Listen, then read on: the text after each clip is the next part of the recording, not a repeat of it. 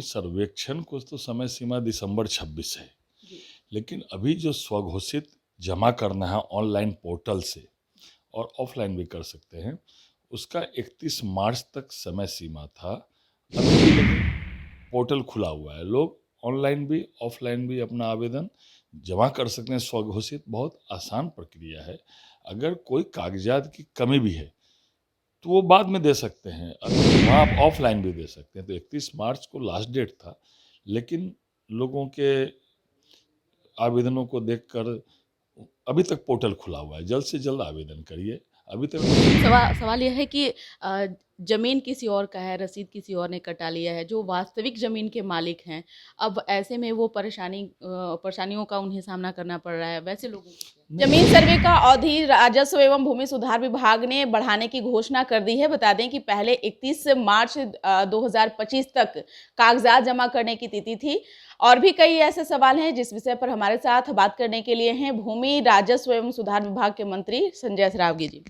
कैसे देख रहे हैं, सरकार का क्या स्टैंड है? क्या लग रहा है कि जो कोई समय सीमा भी निर्धारित की गई है भूमि सर्वेक्षण को लेकर? भूमि सर्वेक्षण को तो समय सीमा दिसंबर 26 है, लेकिन अभी जो स्वघोषित जमा करना है ऑनलाइन पोर्टल से और ऑफलाइन भी कर सकते हैं, उसका 31 मार्च तक समय सीमा था। अभी भी लेकिन पोर्टल खुला हुआ है, लोग ऑनलाइन भी ऑफलाइन भी अपना आवेदन जमा कर सकते हैं। स्वघोषित बहुत आसान प्रक्रिया है। अगर कोई कागजात की कमी भी है तो वो बाद में दे सकते हैं। अभी कम से कम स्वघोषित ऑनलाइन आप जो है वंशावली के साथ जमा करिए, और बहुत आसान प्रक्रिया है। ऑनलाइन भी कर सकते हैं, और जो हमारे कैंप शिविर अंचल कार्यालयों में लगे हुए हैं वहाँ आप ऑफलाइन भी दे सकते हैं। तो 31 मार्च को लास्ट डेट था, लेकिन लोगों के आवेदनों को देखकर अभी तक पोर्टल खुला हुआ है, जल्द से जल्द आवेदन करिए। अभी तक पूरे राज्य में 1,15,00,000 स्वघोषित आवेदन जमा हो चुके हैं। तो जो लोग बचे हुए हैं वो लोग को भी जल्द से जल्द करना चाहिए। निश्चित तौर पे, लेकिन सर्वेक्षण को लेकर के विपक्ष ने जो है कई सवाल उठाया, जिसमें ये भी कहा कि अधिकारी पैसे मांगते हैं। भूमि सर्वेक्षण को लेकर के एक मंत्री होने के नाते क्या सलाह देंगे? नहीं, हमारा पूरा विभाग ऑनलाइन है। जहाँ तक भूमि सर्वेक्षण की बात है, बहुत आसान प्रक्रिया है। स्वघोषणा करना है आपको। स्वघोषित में आप अपनी वंशावली दे दीजिए और उसमें अपना स्वघोषणा खुद के साइन से वंशावली दे सकते हैं। और उसके बाद जमीन के कागजात जो भी आपको उपलब्ध है वो देख के ऑनलाइन कर दीजिए। अगर ऑनलाइन करने में आपको कहीं दिक्कत है तो राज्य के सभी अंचलों में हमारे शिविर लगे हुए हैं, वहाँ शिविर में आप ऑफलाइन दे सकते हैं। हमारे अमीन घर घर भी जा रहे हैं, पंचायतों में भी जा रहे हैं, तो वहाँ भी आप दे सकते हैं। मतलब बहुत आसान प्रक्रिया है और इसको तुरंत करना चाहिए। पता नहीं लोग क्यों नहीं कर पा रहे हैं। बहुत आसान प्रक्रिया। कुछ कागजात की अगर कमी है तो बाद में किस्तवार के समय जो है आप दे सकते हैं, जब आपका आगे बढ़ेगा तो। और जल्द से जल्द करना चाहिए। और ये 100 साल से ज़्यादा ऊपर के बाद यह हो रहा है। 100 साल पहले 1900 से 1920 तक यह काम हुआ था। उसके बाद बहुत सारे जो रैयत थे उन्होंने अपनी ज़मीन बेची, तो वो ओरिजिनल जो खतियान है उसमें दूसरे के नाम से है। तो अब जो नया खतियान बनेगा वो आपके नाम से होगा या आपके पुत्र के नाम से होगा। तो इसलिए यह आवश्यक भी है। और जितने भूमि विवाद हैं पूरे राज्य में, और ये जब फाइनली भूमि सर्वेक्षण हो जाएगा तो ये 90% जरूर जमीन विवाद का भी हल हो जाएगा। इसीलिए लोगों को सहयोग करना चाहिए। हमारे पदाधिकारी नीचे स्तर पर हैं, आप उनसे मिलिए कोई समस्या हो तो। निश्चित तौर पे आपने कहा कि अब जो है वास्तविक जमीन के मालिक बन जाएंगे अगर रसीद कटवाते हैं नियम पूर्वक। तो सवाल यह है कि जमीन किसी और का है, रसीद किसी और ने कटा लिया है, जो वास्तविक जमीन के मालिक हैं, अब ऐसे में वो परेशानियों का उन्हें सामना करना पड़ रहा है। वैसे लोगों को नहीं, ऐसा नहीं है। जमीन किसी ने कटवा लिया, रसीद आप किसी जमीन किसी की है, रसीद कटवा लिया, ऐसा नहीं है। अभी हमारे यहाँ ऑनलाइन पूरा विभाग, मैंने कहा ऑनलाइन है। आपको कार्यालय जाने की ज़रूरत नहीं है। आप अपने मोटेशन के लिए, दाखिल खारिज के लिए, लगान के लिए, परिमार्जन प्लस के लिए सब जो है ऑनलाइन। अगर आपके पास जमाबंदी संबंधी कोई समस्या है, अगर उसमें नाम नहीं है, खाता नहीं, तो आप सीधे जमाबंदी प्लस पर जाके और आवेदन कर सकते हैं। और मोटेशन करवाना है तो भी सीधे जाके आप कर सकते हैं। हम लोगों ने समयबद्ध भी इसको किया है। मोटेशन के मामले में, सामान्य मामले में 35 दिन में उनको कर देना है, निष्पादन कर देना है, और कोई गंभीर मामले है तो उनको 75 दिन में निष्पादन कर देना है। और अंचलाधिकारी का कोर्ट वो भी ऑनलाइन है, DCLR का अपील कोर्ट वो भी ऑनलाइन है, ADM साहब का कोर्ट, DM साहब का कोर्ट, सभी न्यायालय ऑनलाइन है। हम लोग यहाँ से मॉनिटरिंग भी कर रहे हैं। और जहाँ तक विपक्ष की बात है, विपक्ष को कहने के लिए कुछ है। जो मुख्य विपक्ष है, उनके नेता तो नौकरी में जमीन लिखवाते थे, इसीलिए जो है विपक्ष को कहने के लिए कुछ नहीं है। बड़ा काम हो रहा है। आप सीधे जो है संपर्क करिए, या ऑनलाइन कार्यालय जाने की ज़रूरत नहीं है हमारे विभाग की कोई भी सेवाओं के लिए। आप सीधे ऑनलाइन जा सकते हैं और करिए। और भूमि का विशेष सर्वेक्षण प्रारंभ है। और कल मैंने सुना राज्यसभा के एक सांसद ने विपक्ष के, उनको इतना भी नहीं पता है कि बिहार में भूमि का सर्वेक्षण चल रहा है। वो राज्यसभा में जो वक्फ बिल पर चर्चा हो रही थी, उन्होंने कहा कि भूमि सर्वेक्षण बंद हो गया। मतलब इतने बड़े राजद के नेता हैं, राज्यसभा के सदस्य, वो ऐसी बात बोलते हैं अज्ञानी जैसे। मैं तो उनको समझ रहा था वो ज्ञान वाले हैं, पढ़ लिख कर बोलते हैं, जानकारी प्राप्त करके बोलते हैं। लेकिन कल मैंने सुना उनको राज्यसभा में वक्फ बिल के डिस्कशन पर वो बोल रहे थे कि बिहार में भूमि सर्वेक्षण का काम ही बंद हो गया। उतना तो कम से कम बोलने के पहले उनको बिहार में अपने ही पार्टी के नेताओं से पता कर लेना चाहिए था कि भूमि सर्वेक्षण कितना जोर शोर से चल रहा है। निश्चित तौर पे हम वक्फ पर भी हम आपसे बात करेंगे, लेकिन उससे पहले अभी ज़मीन सर्वे को ही लेकर के बात कर लेते हैं। नहीं, मैं जमीन सर्वे पर ही बोल रहा था। कितनी गलत वो जो है बढ़ाती बल कर रहे थे, कर दे वो। भूमि सर्वेक्षण का काम ही बंद हो गया बिहार में। तो ये तो आम जनता के लिए भ्रम पैदा कर रहे हैं, वो बरगला रहे हैं आम जनता को। ऐसे लोगों को जनता देख रही है। अच्छा सर, ज़मीन सर्वे को लेकर के भी एक कई तरह की और भी जो है परेशानी है लोगों की, जैसे कि खेत की चौहद्दी को लेकर के काफ़ी कन्फ्यूजन है। जिनके रैयतों के पास में कागज़ अपडेट नहीं है, तो उन लोगों को क्या कहेंगे? नहीं, चौहद्दी वगैरह वो हमारे तकनीकी, आप जो कागजात दे रहे हैं उस आधार पर लोग जा रहे हैं, और ऑनलाइन स्वघोषित जो आप जमा कर रहे हैं, और चौहद्दी के लिए ही ये सब हो रहा है। ये जो हो रहा है, जो 100 साल से ऊपर पहले जो हुआ था सर्वेक्षण, उस समय के बाद कई लोगों ने बेच दिया, कई लोगों ने खरीद लिया, तो एक जोत का कई आकार हो गया। तो उसी के लिए तो ये मोटे अभी नया जो भूमि सर्वेक्षण चल रहा है, उसी के लिए चल रहा है। और जिनके पास कागज की कमी है, आपने बताया, तो ऑनलाइन करें। और बाद में हमारे अधिकारी जब जाएंगे किस्तवार के लिए, उस समय भी आप कागज दे सकते हैं। कई प्रक्रिया है, जब आप बाकी कागज, अगर कोई कागज की कमी है तो उसमें आपको घबराने की आवश्यकता नहीं है। आप कागज तब तक जमा करिए, तब तक जो है स्वघोषित आवेदन कर दीजिए। और बहुत जो लोग कर रहे हैं उनको पता चल रहा होगा। अब आपको अगर भीड़ भाड़ कागज के लिए है, तो आप जो कागज आपके पास उपलब्ध है वही दे दीजिए, वंशावली दे दीजिए। वंशावली भी आपको स्वघोषित वंशावली देना है किसी अधिकारी, और अब दे दीजिए, और बाद में आप कागज दे दीजिएगा। इसलिए कोई कागज की कमी है तो उसके लिए आप स्वघोषित आवेदन नहीं दीजिए, ऐसा नहीं है, आप दीजिए। जो कागज आपको बाद में मिले उपलब्ध होगा, फिर आप दे दीजिएगा कागज। उसके लिए आपको स्वघोषणा के लिए रुकने की आवश्यकता नहीं है। निश्चित तौर पे ज़मीन के कागज़ जमा करने में भी लोगों की परेशानी हो रही है। ख़ास तौर पर अभी ऐसा मौसम है कि इस मौसम में फसल काटने का भी समय आ गया है, खेतों में फसल लगे हुए हैं। मौसम भी एक परेशानी का कारण बन चुका है। क्या सरकार रैयतों को कुछ राहत देगी? एकदम राहत दिए हुए हैं। 31 तारीख के बाद भी हम लोग पोर्टल खोले हुए हैं, और 8 महीने से पहले वाला तो बहुत दिन हो गया, 4 साल के आसपास हो गया। अभी 8 महीने से ये चल रहा है।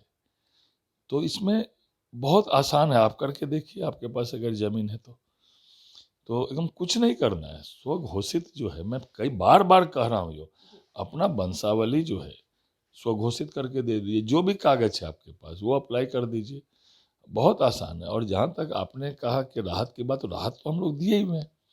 आम जनता के हित में ही विभाग है। आम जनता को न्याय मिले, आम जनताओं को जमीन संबंधी काम सुचारू रूप से सुगमता पूर्वक हो जाए, इसीलिए हमारा विभाग है। और कल मैंने समीक्षा की है इस पूरे अभी जो सर्वेक्षण का काम चल रहा, सभी अधिकारी थे, उसको भी हम लोग देख रहे हैं कि उसको अगर बढ़ाना हो तो कैसे बढ़ाना, तकनीकी समस्या, कानूनन अड़चन, ये सब भी हम लोग सोचे। लेकिन अभी आप करिए, पोर्टल खुला हुआ है और आसानी से हो रहा है, इसलिए विलम्ब क्यों करना, आप करके निश्चिंत हो जाइए। निश्चित तौर पे बेतिया राज का भी जमीन का मामला जो भी था सदन में भी उसको उठाया गया था। वही कारण है कि आज बेतिया राज की जमीन का सर्वेक्षण सरकार भी करा रही है। कहाँ तक ये जो है वो मामला पहुंचा है? क्या बेतिया राज के जमीन को सरकार जब अपने जांच के दौरान जो भी जमीन पाई जा रही है उसको सरकार ले रही है, लेकिन विपक्ष का आरोप है कि सरकार इसे निजी जमीन बनाने की कोशिश कर रही है। नहीं नहीं, बेतिया राज के कोई वारिस नहीं थे, तो जिसके कारण सरकार ने जो है कानून रूप से अब वो बेतिया राज की जो भी संपत्तियां हैं, केवल जमीन ही नहीं, जितनी भी परिसंपत्तियां हैं वो अब बिहार सरकार की परिसंपत्तियां हैं। और जिन लोगों के पास, चाहे किसान हो चाहे बाकी लोग हों, जिन लोगों के पास वैध कागजात है, उनको घबराने की कोई आवश्यकता नहीं है।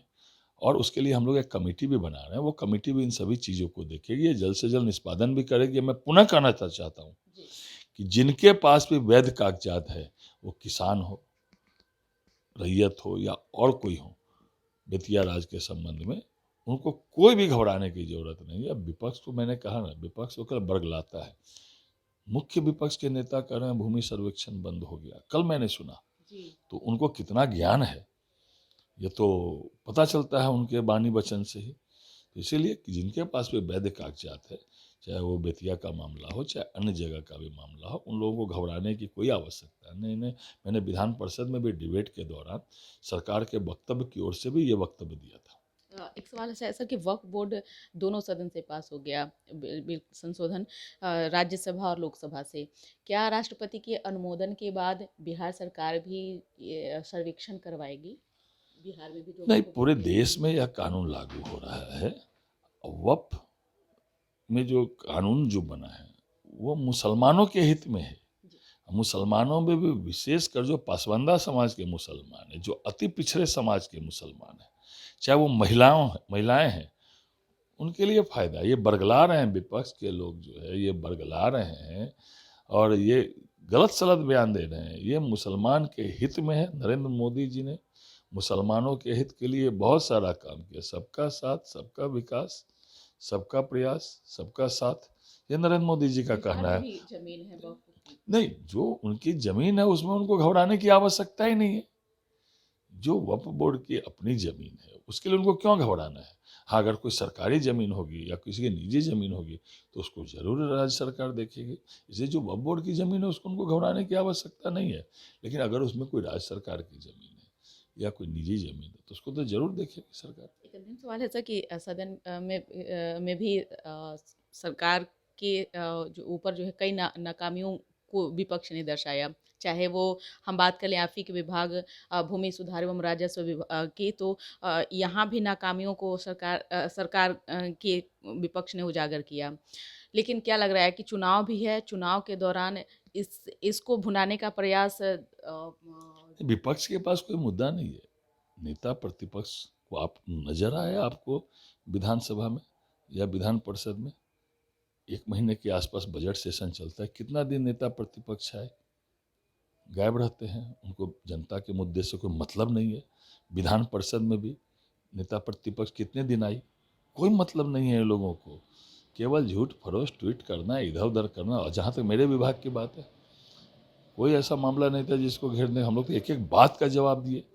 और सभी विभागों के लिए जो भी प्रश्न पूछा गया जनहित में था उसका जवाब दिए हम लोगों ने, मजबूती से जवाब दी। क्योंकि यह सरकार विकास करने वाली सरकार है, न्याय के साथ विकास करने वाली सरकार है। और इतने सारे माननीय प्रधानमंत्री जी प्रगति यात्रा में गए, प्रत्येक जिलों में गए, घोषणाएं की, घोषणाएं नहीं की, उनको कैबिनेट से पास किया, राशि स्वीकृत हो गए, काम प्रारंभ होने की प्रक्रिया में।